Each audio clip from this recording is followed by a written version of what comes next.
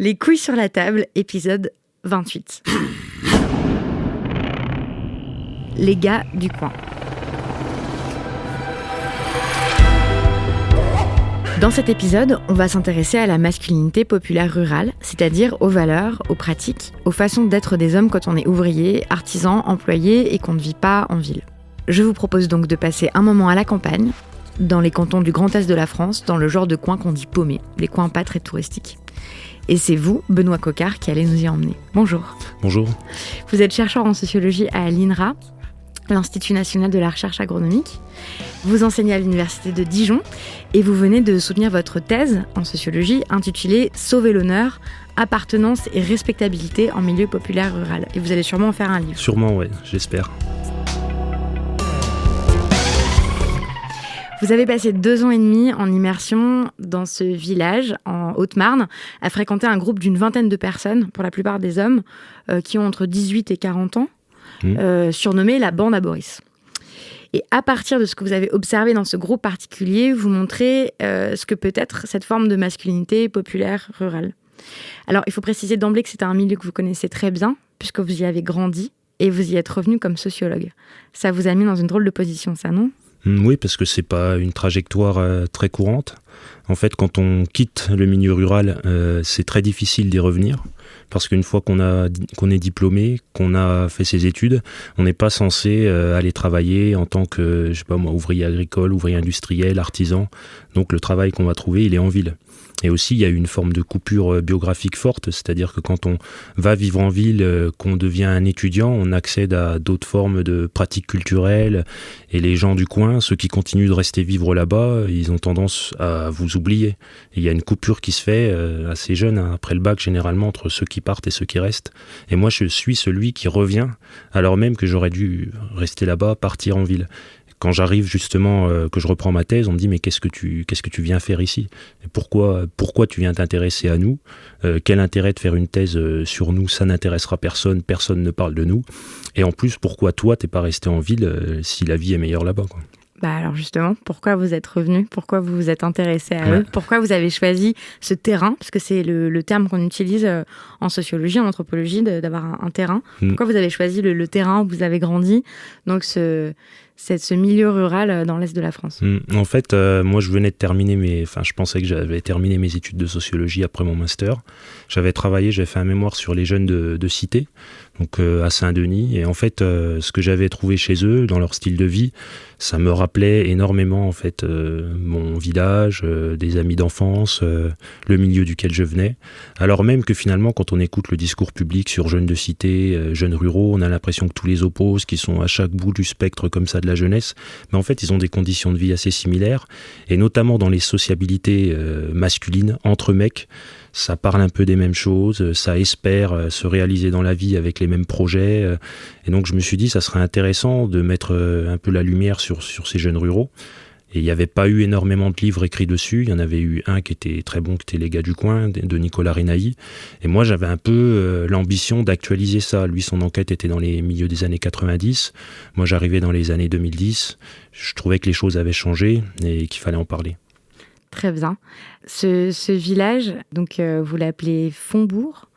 Bon, alors j'ai voulu voir à quoi il ressemblait en le cherchant sur Google Maps, mais je ne l'ai pas trouvé parce qu'en fait, c'est un nom d'emprunt. C'est un nom que vous avez choisi pour anonymiser votre enquête.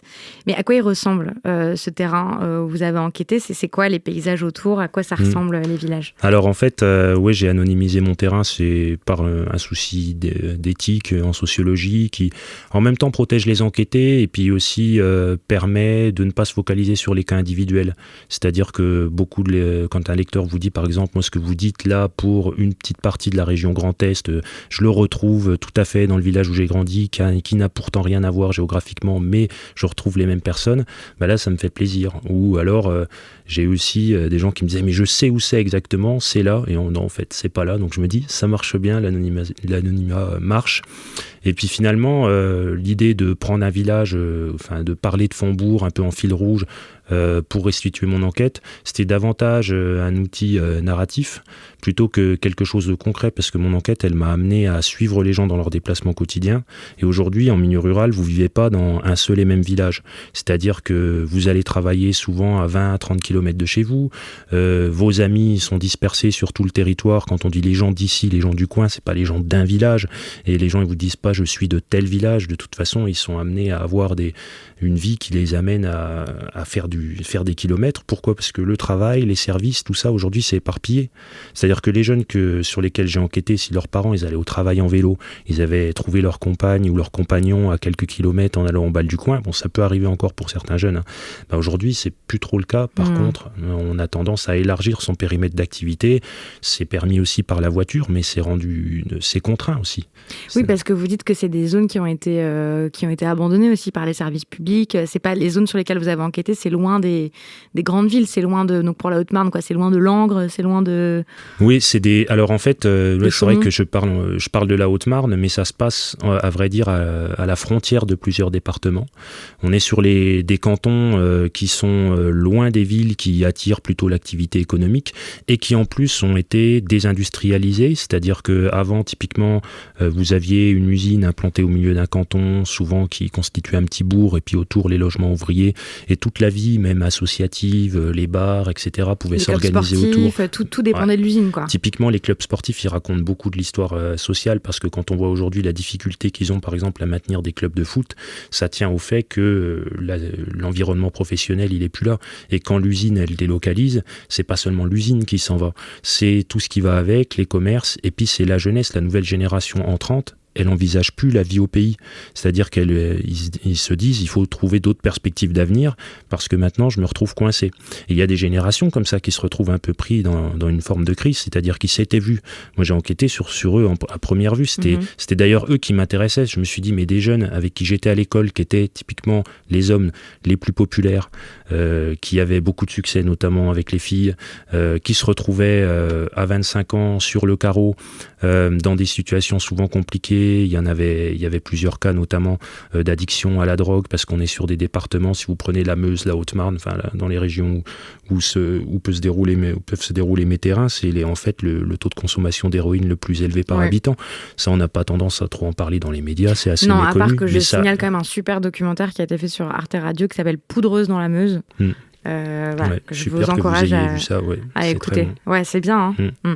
En fait, c'est vraiment des zones dont on parle peu, à moins d'en être issu, on a peu idée, c'est peu représenté même dans la culture et tout, j'ai l'impression. Ouais, je me suis dit, si je le fais pas, il y a peu de chances en fait qu'il y ait des enquêtes là-dessus, quoi. Et juste en 2 mots, ça ressemble à quoi les paysages c'est quoi ? Oui, les paysages, en fait, on n'est pas dans le rural contemplatif Typiquement, il y a tout un milieu rural en France qui se repeuple, où il y a des néo-ruraux qui viennent, où il y a des classes supérieures, des classes moyennes cultivées. Mais ça, c'est le rural qui est beau, où il y a la mer, il y a des beaux paysages. Là, on est sur des grandes plaines céréalières, des zones industrielles. Voilà, moi j'aime bien. Hein. Mais c'est un style, mais disons que c'est pas là qu'on va construire des maisons secondaires en priorité, quoi.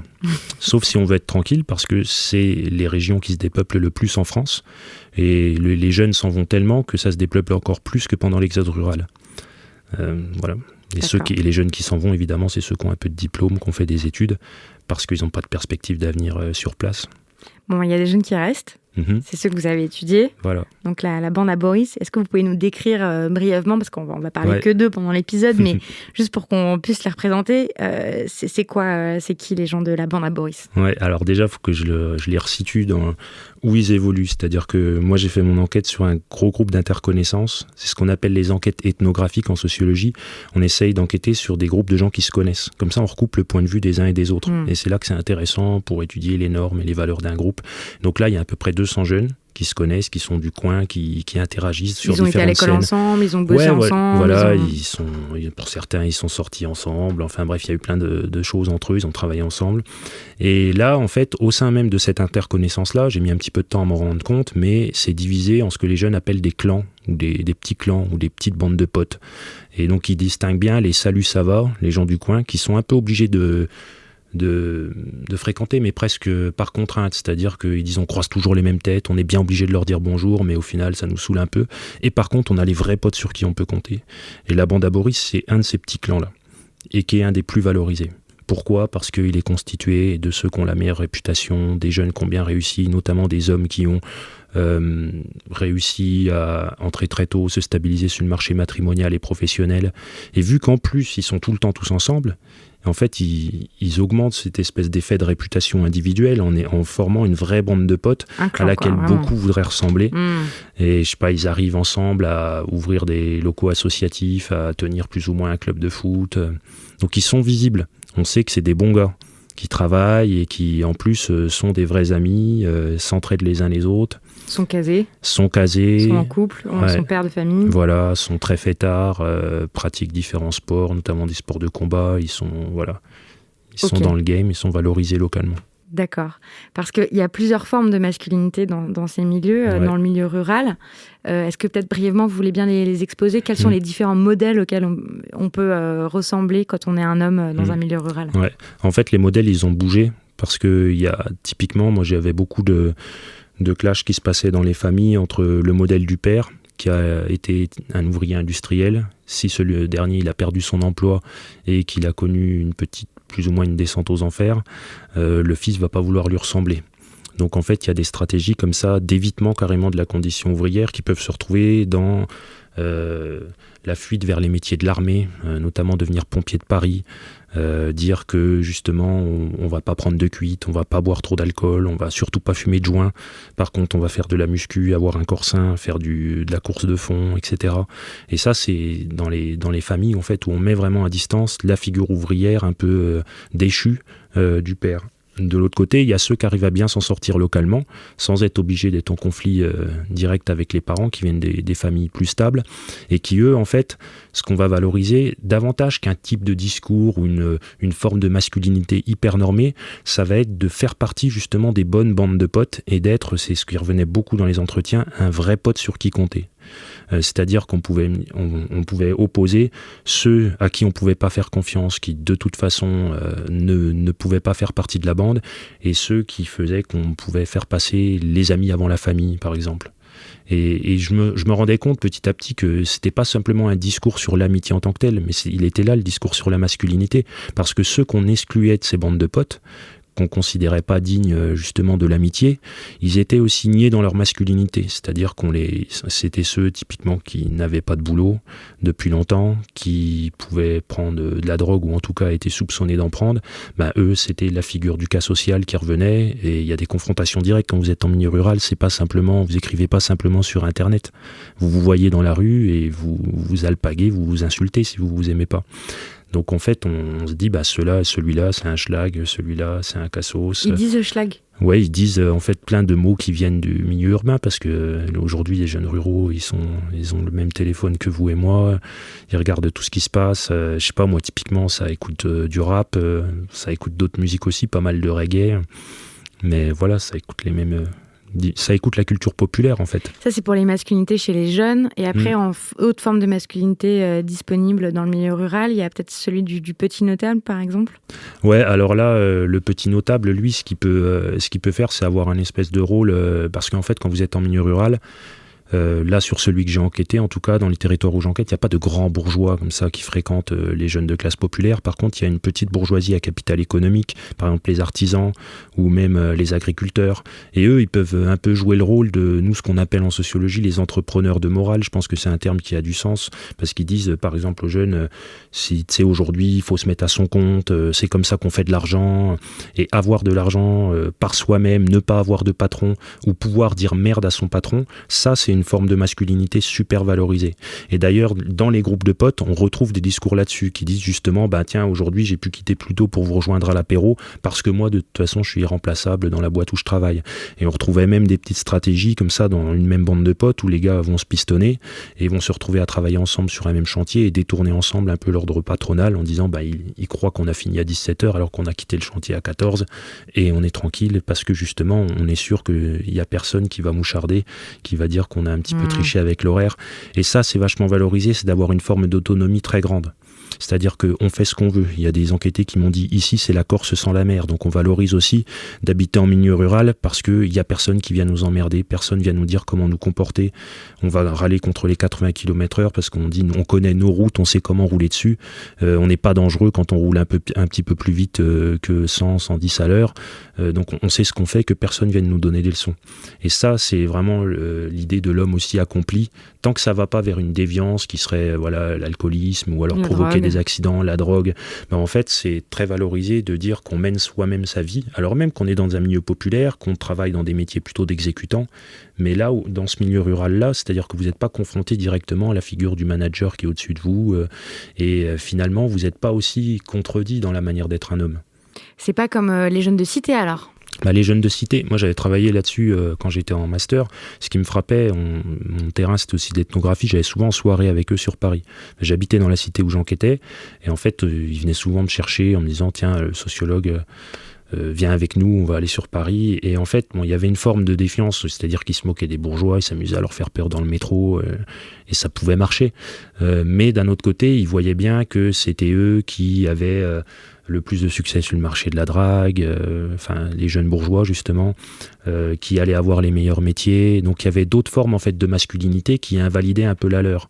Et ils se retrouvaient même à caricaturer parfois leur manière d'être quand ils étaient en confrontation avec d'autres classes sociales pour justement surjouer le mec de cité, viriliste, etc. Ce qu'ils étaient un petit peu moins dans l'entre-soi en fait, où il y avait que des jeunes de cité.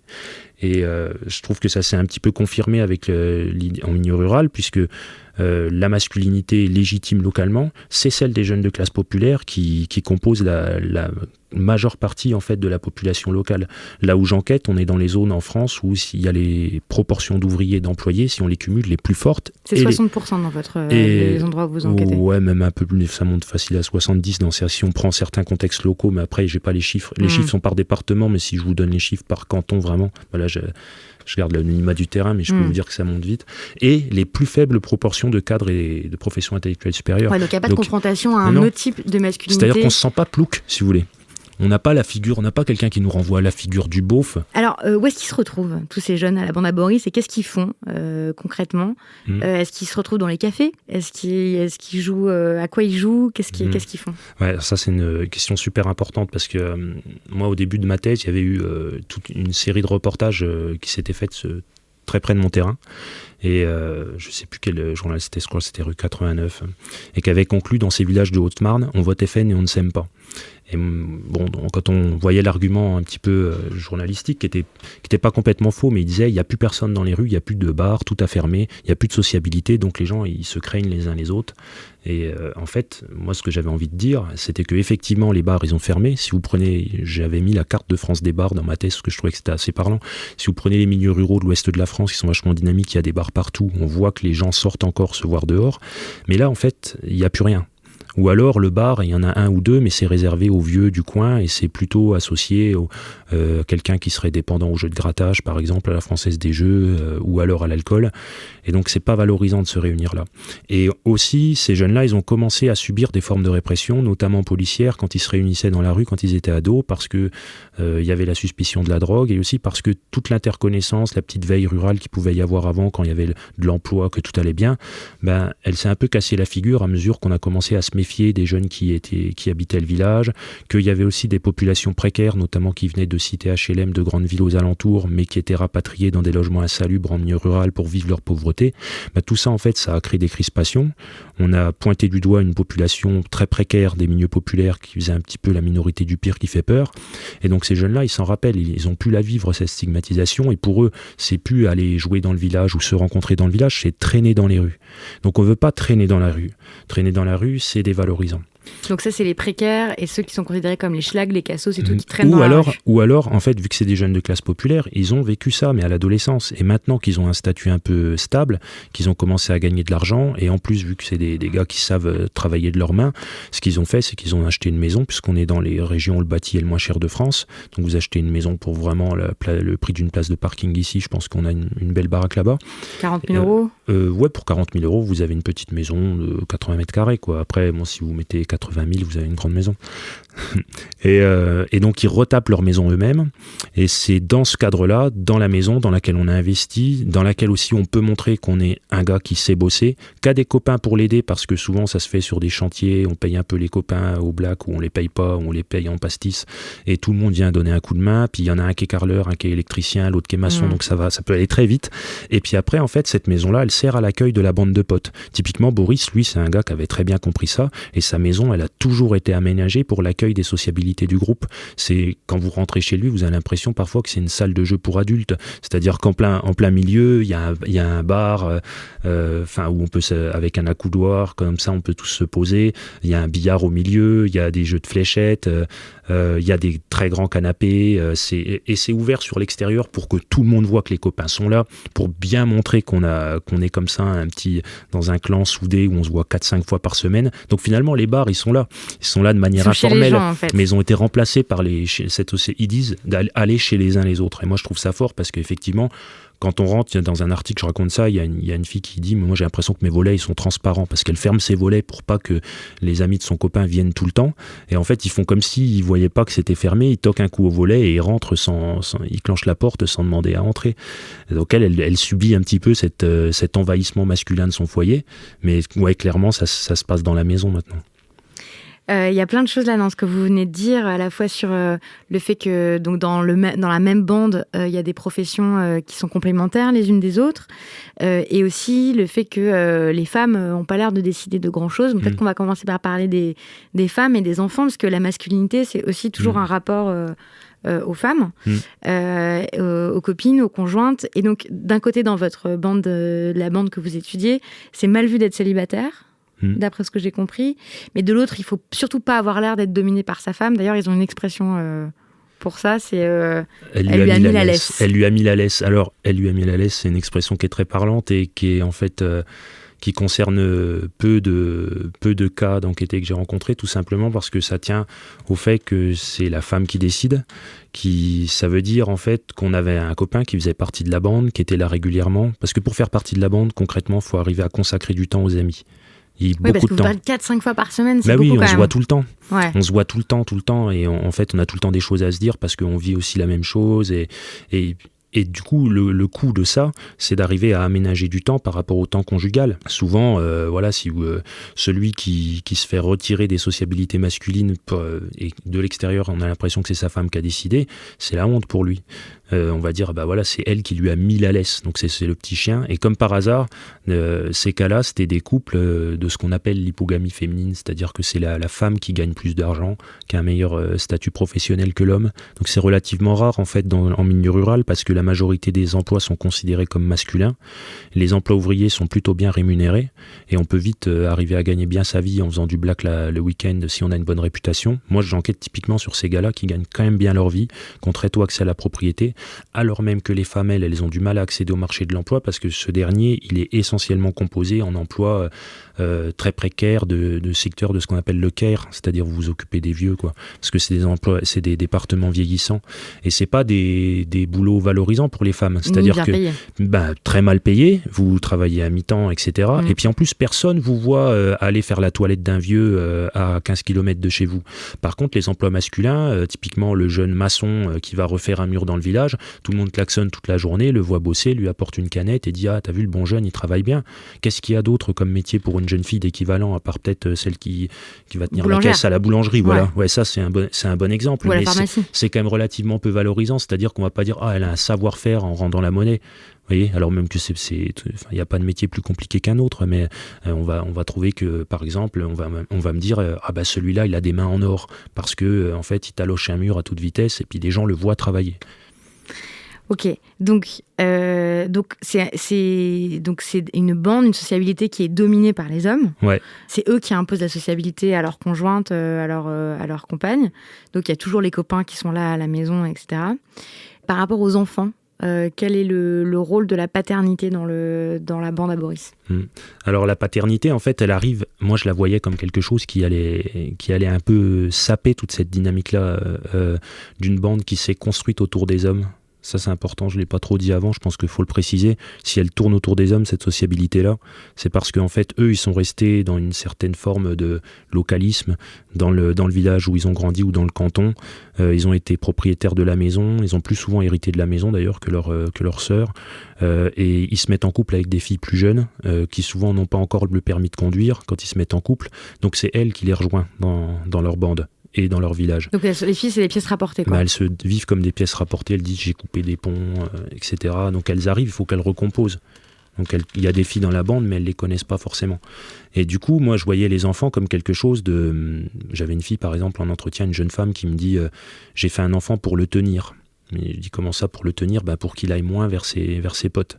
Et l'idée d'être enceinte, de le ramener vers les obligations conjugales, vers une vie plus posée. Elle me dit j'ai juste envie qu'on soit posé, parce que s'ils étaient dans la mouise financièrement, lui il voulait pas prendre de boulot à long terme parce qu'il voulait dire merde au patron, aller jouer au foot et aller à la chasse le week-end. Donc ça, évidemment, elle qui était dans la précarité et qui en avait peur, elle voyait l'enfant comme un moyen de le tenir. Et puis en fait, en creusant, je me suis rendu compte que c'était pas la majorité des cas où ça se passait comme ça, parce que là encore, les hommes avaient largement leur mot à dire sur l'arrivée de l'enfant, et que en fait, ils se mettaient à tous avoir des enfants au même moment dans un clan ou dans une petite bande, parce que dès qu'il y en avait un qui se réalisait comme ça, notamment si c'était Boris par exemple, qui était un peu le chef charismatique de la bande, lui, quand il a commencé à avoir des enfants, et qu'il le valorisait, que ses enfants c'était un peu les petits protégés de la bande, ils étaient nés dans la bande et ils participaient à tout ça en fait. Les autres aussi se sont lancés dans la carrière paternelle. Et il y en a un par exemple, c'est assez touchant, à son anniversaire, il a 30 ans, et il dit je suis le seul à pas m'être casé. Et du coup ça fait 1 mois ou 2 qu'il est avec une fille qui est plus âgée que lui, ça doit être une jeune femme de 34 ans qui a un boulot stable, et il dit je sais que c'est pas la mieux, comme ça, parce qu'il nous regarde entre mecs, donc il fait cette espèce d'aveu, parce que lui c'est vrai que il avait une réputation très dragueur, d'arriver à sortir avec les filles qu'il voulait, mais le problème c'est que il s'est jamais posé. Il a voulu vivre sa jeunesse, et aujourd'hui beaucoup de ses ex c'est les femmes de ses amis en fait, typiquement, parce qu'on est sur un marché du travail patrimonial assez petit en fait, donc tout le monde se connaît. Et là il nous dit il faut que je me dépêche parce que j'ai envie que ça soit mon tour à moi aussi, et il ressent cette pression là vis-à-vis des modèles masculins qu'il y a autour de lui. Donc c'est là où ça parle, je pense, le localisme dans la masculinité, c'est que il va pas regarder JQ pour voir comment est coiffé David Beckham pour se dire ça, c'est ça la masculinité. Ça peut influencer indirectement, les idées elles voyagent, mais par contre quand est-ce qu'on va prendre concrètement la décision d'avoir des stratégies de vie orientées vers ça, devenir père, c'est quand on est au contact en fait d'amis qui comptent pour nous, et qui nous renvoient un modèle qu'on n'arrive pas à atteindre en fait.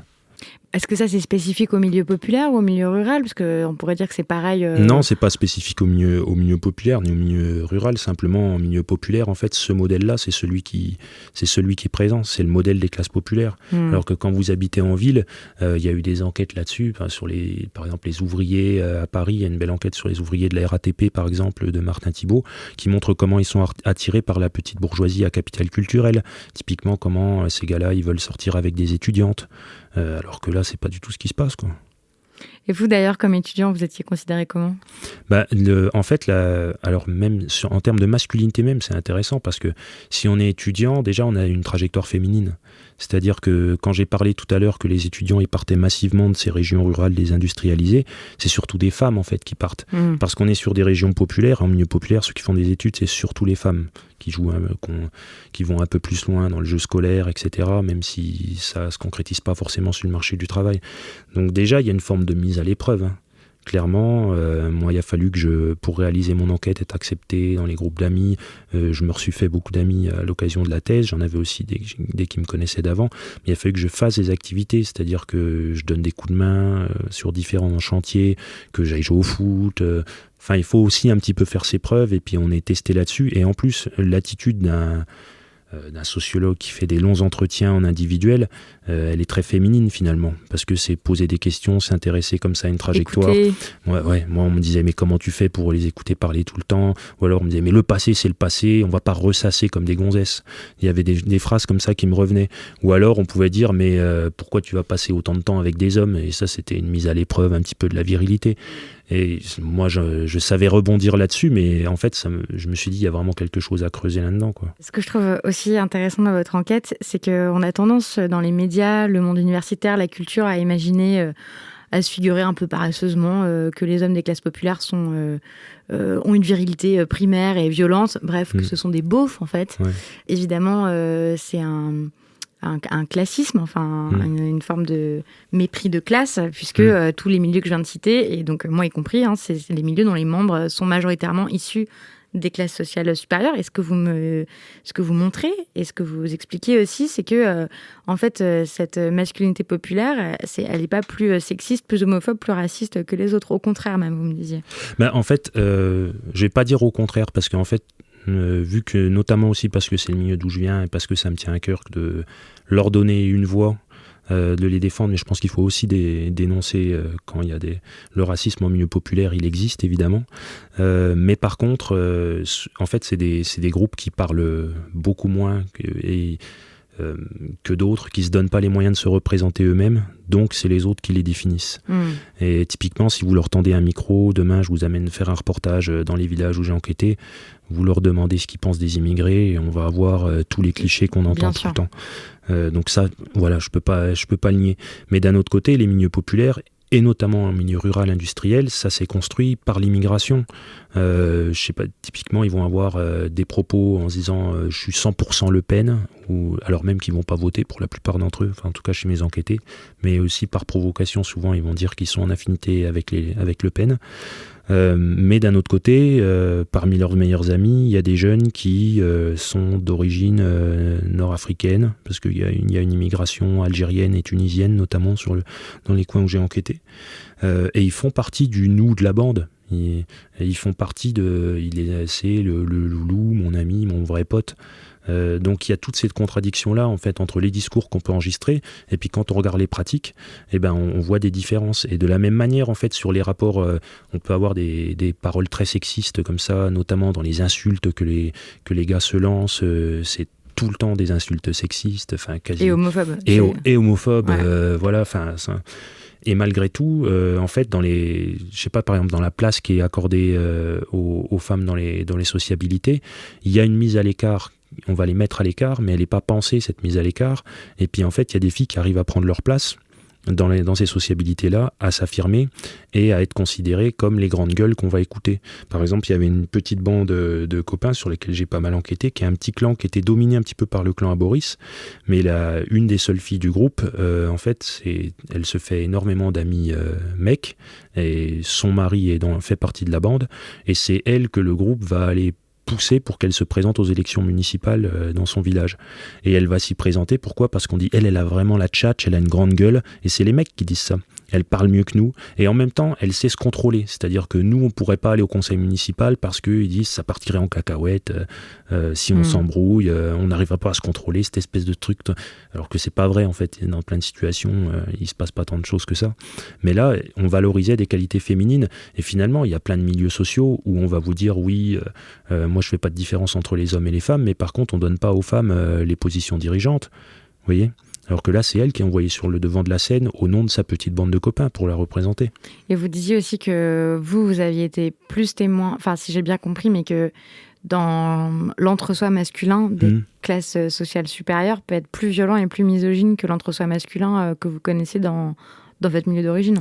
En fait, ce qui m'a frappé, c'est que une fois qu'on fait partie de la bande d'amis, qu'on a une bonne réputation, qu'on n'a plus rien à prouver, que de toute façon, il y a une interconnaissance forte, tout le monde se connaît depuis l'enfance, il n'y a pas besoin de surjouer une espèce de virilité hyper misogyne en ayant plein de propos, par exemple, je sais pas moi, sur ces conquêtes sexuelles qu'on va décrire dans le détail, etc.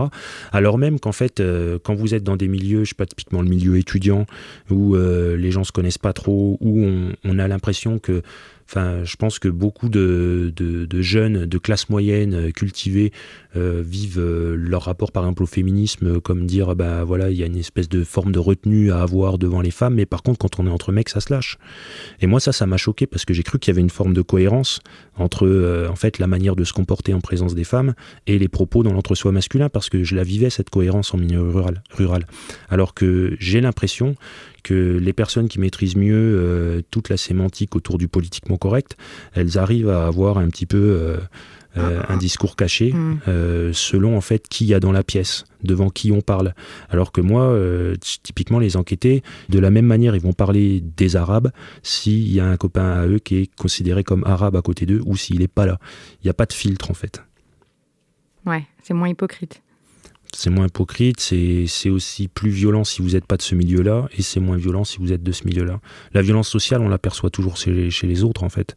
Quand vous demandez, je sais pas, en milieu populaire, dans les stratégies éducatives, on va dire prendre une claque, c'était pas violent, parce que c'était ma mère qui me la mettait, et puis je sais qu'elle m'aimait. Je sais pas, vous avez plein d'entretiens qui racontent ça. Bien sûr. C'est passionnant, mais on arrive à la fin de l'épisode, et il y a 2 questions que j'aimerais encore vous poser. Qu'est-ce que vous, personnellement, ça vous a apporté en tant qu'homme d'étudier les masculinités? Moi, déjà, ça m'a...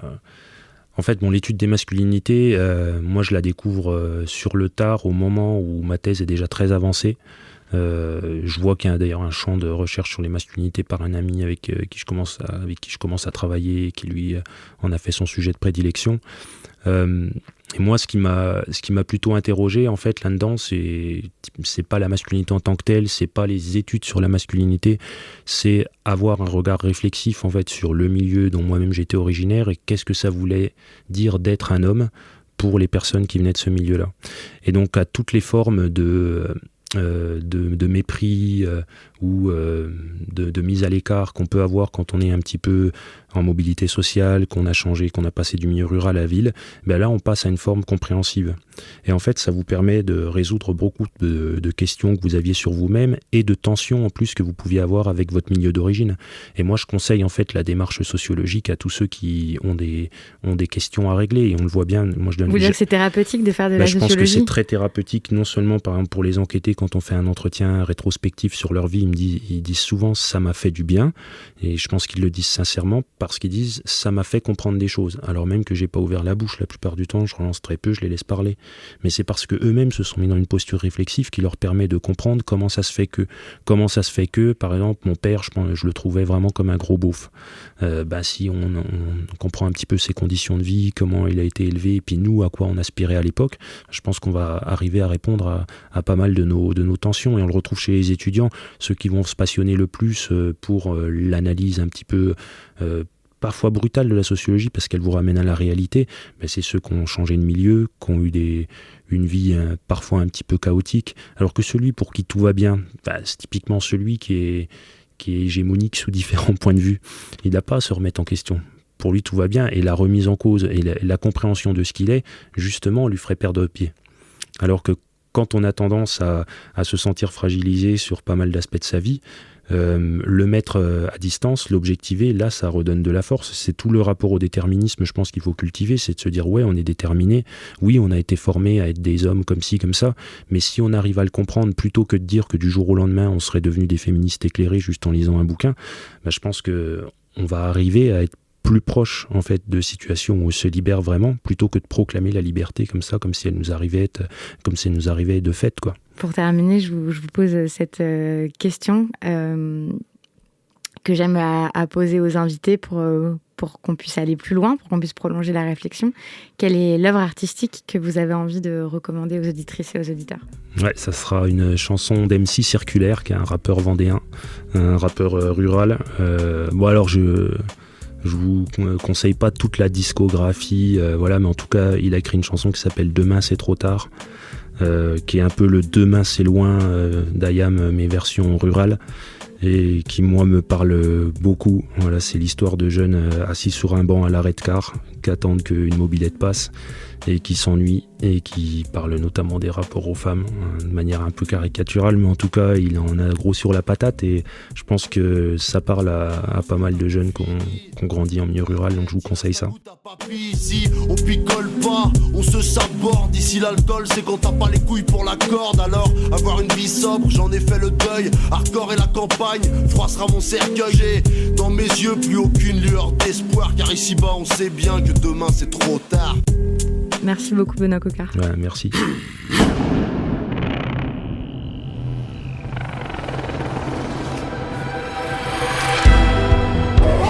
C'était le 28e épisode des Couilles sur la table. Merci beaucoup de l'avoir écouté.